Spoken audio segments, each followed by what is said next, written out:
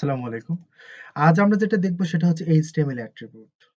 HTML অ্যাট্রিবিউটটা সাধারণত কোনো ট্যাগের মাঝখানে থাকে। যেমন জি, src এইটা একটা অ্যাট্রিবিউট। href এটা একটা অ্যাট্রিবিউট।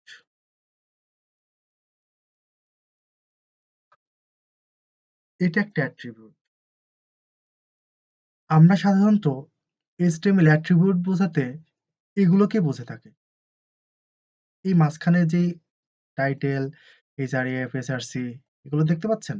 এগুলোকেই অ্যাট্রিবিউট বোঝানো হয়।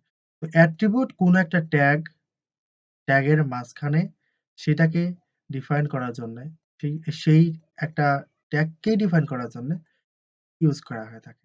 যেমন ইমেজের ক্ষেত্রে কোনো একটা সোর্স পাথকে নিয়ে আসার জন্যে src ইউজ করা হয়। href এটা ইউজ করা হয় কোনো একটা লিঙ্কে প্রবেশ করার জন্য। টাইটেল কোনো একটা প্যারাগ্রাফ বা কিছু একটাকে এটাকে টাইটেল হিসেবে শো করার জন্য অ্যাট্রিবিউটস ইউজ করা হয়। আশা করি বুঝতে পেরেছেন বিষয়টা। সবাইকে